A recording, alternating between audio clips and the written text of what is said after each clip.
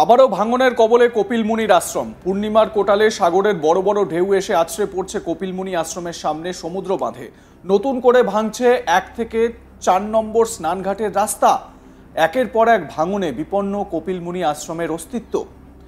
একের পর এক প্রাকৃতিক দুর্যোগে ভাঙন বিধ্বস্ত গঙ্গাসাগরের কপিলমুনি আশ্রমের সামনের সাগর পার। কোনোক্রমে আপৎকালীন মেরামত করেই 2025 সালে গঙ্গাসাগর মেলা শেষ করেছে রাজ্য সরকার। আপনাদের দেখাচ্ছি সেই ছবি। কপিলমুনির আশ্রমের একেবারে সামনের অংশ, যে অংশ বলা যায় কার্যত সমুদ্র গর্ভে বিলীন হওয়ার পথে, এবং প্রত্যেক বছরের এই সমস্যা। অস্থায়ী এইরকম বাঁধ দেওয়া হয়, মেরামতের ব্যবস্থা করা হয়, কিন্তু তারপরেও সমুদ্রের যে করাল গ্রাস, সেই গ্রাস থেকে কিন্তু রেহাই মেলে না এই অংশটা। দেখুন, কপিলমুনির আশ্রমের একেবারে সামনের অংশ, যে অংশ বলা যায় যে কার্যত সমুদ্রের গ্রাসে চলে যাচ্ছে দিন দিন। কোনো রকমে, যেরকম আপনাদের এক্ষুনি বললাম যে 2025 সালের যে গঙ্গাসাগর মেলা অনুষ্ঠিত হয়েছিল, কোনো রকমে রাজ্য সরকার এই দেখুন অস্থায়ী যে বাঁধ, বালির বস্তা, বাঁশ, এই সমস্ত দিয়ে বাঁধ তৈরি করে কোনো রকমে মেরামতির একটা ব্যবস্থা করা হয়েছে।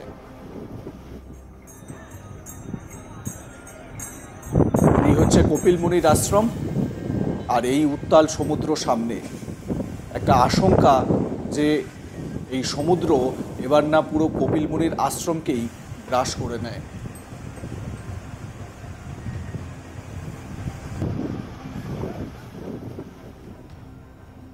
আমরা কথা বলেছিলাম বেশ কয়েকজন স্থানীয় বাসিন্দার সঙ্গে, তার মধ্যে তরুণ মাইতি নামে এক স্থানীয় বাসিন্দা কি বলছেন শোনাবো আপনাদের। প্রতি বছর তো কাজ হচ্ছে, অস্থায়ীভাবে তো কাজ হয়, গঙ্গাসাগর মেলা চলাকালীন কাজ হয়। তো আমরা একটাই বলবো যে আমরা তো এখানে জীবন জীবিকা করি, সারা বছর থাকি, সাধারণ পরিবার ও বহু মানুষ এখানে থাকে, বসবাস করে। তারা খুব আতঙ্কের মধ্যে দিয়ে যায়, বিশেষ করে জুলাই আগস্ট মাসে, জুন জুলাই আগস্ট, এই যে 3 মাস বর্ষাকাল, এই বর্ষাকালে সমুদ্রের জল বা বিভিন্ন প্রতি বছরের নিম্নচাপ, এই নিম্নচাপের জন্য এখানকার যে উপকূলবর্তী মানুষ প্রচণ্ড আতঙ্কের ভিতরে থাকে। আমরাও আতঙ্কের ভিতরে রয়েছি। তাই কেন্দ্রীয় সরকার এবং রাজ্য সরকারকে দৃষ্টি আকর্ষণ করছি, আপনারা যাতে পার্মানেন্টভাবে এই সমস্যার সমাধান করা যায় সেইটুকু করবেন, অস্থায়ীভাবে না করে পাকাপাকিভাবে পার্মানেন্টভাবে আপনারা একটু ব্যবস্থা গ্রহণ করুন। আবার তাহলে কি নতুন করে ভাঙছে? আর নতুন করে ভাঙছে এখন কি করবে, ওইটাই বললাম কেন্দ্রীয় সরকার এবং রাজ্য সরকারকে, ওনারা একটু পাকাপাকি বন্দোবস্ত করুন যাতে এই ভাঙনটা রোধ হয়, এবং আমরা যারা উপকূলবর্তী বসবাস করি আমরা যাতে একটু নিশ্চিন্তে জীবনযাপন করতে পারি। তবে ভয়াবহ ভাঙনের জেরে বন্ধ রাখতে হয়েছিল 2 থেকে 4 নম্বর স্নানঘাট পর্যন্ত পূর্ণ স্নান। ফলে 1, 4, 5 এবং 6 নম্বর ঘাটে স্নান সেরে বহু পথ অতিক্রম করে কপিলমুনি মন্দিরে পৌঁছতে হয়েছিল পুণ্যার্থীদের। এবার আবারও পূর্ণিমার কোটালে সাগরের উত্তাল ঢেউয়ের কারণে নতুন করে ভাঙছে কপিলমুনি আশ্রমের সামনের 1 থেকে 4 নম্বর স্নানঘাট। দেবদাস মণ্ডল স্থানীয় বাসিন্দা, তিনি কি বলছেন শুনুন তার কথা। এটা তো হয় প্রতি বছর, এবছর একটু বেশি দেখা যাচ্ছে আগে থেকে, এত তাড়াতাড়ি হয় না যদিও, তবে পূর্ণিমার কোটাল ছিল বলে প্রচণ্ড জল বাড়া বা সমুদ্র তো অনেকটা পরিমাণ জলের তলায় চলে গেছে। এটা আতঙ্ক তো অবশ্যই আছি, কারণ আমরা তো সব নদী তীরবর্তী দোকানদার, জায়গা ছোট হয়ে গেলে দোকান অনেক সমুদ্রে পড়ে যাচ্ছে। এটাকে একটা স্থায়ী নদী বাঁধ তৈরি হলে সবারই উপকার হয়, তীর্থযাত্রী থেকে দোকানদার, স্থানীয় মানুষ, পর্যটন। কপিলমুনি মন্দির এইভাবে হয়তো চলতে থাকলে আগামী কয়েক বছরের মধ্যে কপিলমুনি মন্দিরও জলের তলায় চলে যেতে পারে।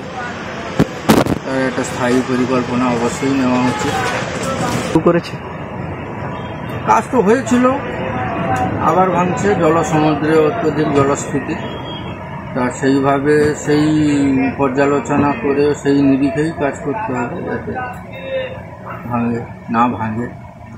মানে কাজ না যদি ঠিক মতন করা হয় তাহলে তো আবার ভেঙে এলাকা প্লাবিত হতে পারে। কাজ না হলে তো অবশ্যই প্লাবিত হবে, বিগত দিনে হয়েও ছিল, আবারও হবে।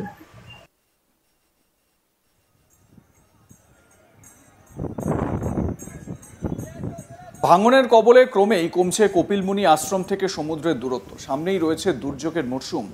কপিলমুনি আশ্রম রক্ষা নিয়ে চিন্তিত স্থানীয় বাসিন্দা থেকে শুরু করে তীর্থযাত্রীরা। দ্রুত স্থায়ী মেরামতের দাবি তুলছেন স্থানীয় মানুষ, ব্যবসায়ীরা। অন্যদিকে বরাবরের মতো গঙ্গাসাগরে কপিলমুনি আশ্রমের সামনে সমুদ্রবাদ ভাঙন নিয়ে শুরু হয়েছে রাজনৈতিক মতবিরোধ। বিজেপি নেতা অনুপ কুমার দাস তিনি কি অভিযোগ করছেন, শোনাই তার বক্তব্য। সাগর দ্বীপে যে কতগুলো মৌলিক সমস্যা আছে তার মধ্যে অন্যতম সমস্যা হচ্ছে আমাদের অস্তিত্ব বিপন্নকারী ভাঙন। সেই ভাঙন কিন্তু নদী ভাঙন এবং বিজ্ঞানের ছাত্র হিসেবে আমি বলতে পারি যে যেটা যা করলে এই ভাঙনটাকে মোকাবিলা করা যায় সেই জিনিসটা বাদে সব ধরনের প্রয়াস হচ্ছে। সবাই কিন্তু বোঝেন যে কিভাবে ভাঙনটা রুখতে হবে, কিন্তু এই ভাঙনের একটা জায়গা থেকে মুনাফা নেওয়ার উদ্দেশ্যে ভাঙনটাকে আমরা জিয়ে রেখেছি এবং সেই ব্যবস্থাগুলো আমরা পরপর করছি। তার প্রকৃষ্ট উদাহরণ এবারে আমাদের এর আগে সাগর মেলার আগে আমরা কিন্তু এই ধরনের একটা টেন্ডার দেখলাম এবং সেখানে কাজ হলো। কোটি কোটি টাকা তছনছ হলো। গতবারে যে সিস্টেম সেটাও গেল এবং জলোচ্ছ্বাস হবে, পূর্ণিমা হবে, এ তো প্রাকৃতিক নিয়মের সৃষ্টি, কিন্তু আমরা সেই জায়গায় সেই অনুধাবন করতে চাইছি না। আমরা জানি কিন্তু ওটা করব না। এই হচ্ছে এখানে আমরা কাজ করে যাব, কাজটা চিরস্থায়িত্বের দিকে লক্ষ্য না করে আমরা কিন্তু কাজই করে যাব। এভাবে ভাঙতে থাকলে তো কপিলমুনির আশ্রম, এভাবে যদি ভাঙে কপিলমুনির আশ্রম থাকা নিয়ে প্রশ্নচিহ্ন হবে। তাতে কি যায় আসে? আমাদের তো লাভালাভ নিয়ে আমাদের কথা, ফলে সরকারের সেদিকে টনক নেই। স্থানীয় বিজেপি নেতা অরুণাভ দাস কি বলছেন, শোনাবো তার বক্তব্য। একটা নিত্য দৈনন্দিনের খবরের মতন হয়ে গেছে। এই রাজ্য সরকার এই মেলার আগে একটা করে পাইলট প্রজেক্ট আনছে, কোটি কোটি টাকা আসছে, আর তৃণমূলের নেতাদের পকেট ভরে আছে, কিন্তু বাস্তবে স্থায়ী বা কংক্রিটের বাঁধের কোনো ব্যবস্থা করা হয়নি। এর ফলে আজকে আতঙ্কিত হবে তো। আজকে এই সমুদ্র পাড়ে যে সমস্ত ব্যবসায়ীরা এই সাগর মেলার উপরে কেন্দ্র করে তাদের জীবন জীবিকা নির্ভর করে, তাদের তো খেতে পাচ্ছে না এমন একটা অবস্থা। কারণ প্রত্যেক বছরই ভাঙন হচ্ছে, প্রত্যেক বছরই সমুদ্র এগিয়ে এগিয়ে কপিলমুনি মন্দিরের সামনে চলে আসছে। এর একমাত্র সলিউশন এই তৃণমূল সরকার করতে পারবে না, একমাত্র ভারতীয় জনতা পার্টি যদি আসে তবেই সম্ভব। কারণ আপনারা চিন্তা করুন, যেখানে দীঘাতে এত বড় বড় ঢেউ আটকে দেওয়া যাচ্ছে উন্নত প্রযুক্তি দিয়ে, আর সেখানে এই সাগর দ্বীপের কপিলমুনি মন্দিরের সামনে এই সামান্য ঢেউ আটকে স্থায়ী কংক্রিটের বাঁধ করতে পারছে না। লাইক, কমেন্ট, শেয়ার করতে ভুলবেন না। দেখতে থাকুন আজ তাক বাংলা। সাবস্ক্রাইব করুন আমাদের ইউটিউব চ্যানেলটি, বেল আইকন প্রেস করুন নোটিফিকেশন পেতে।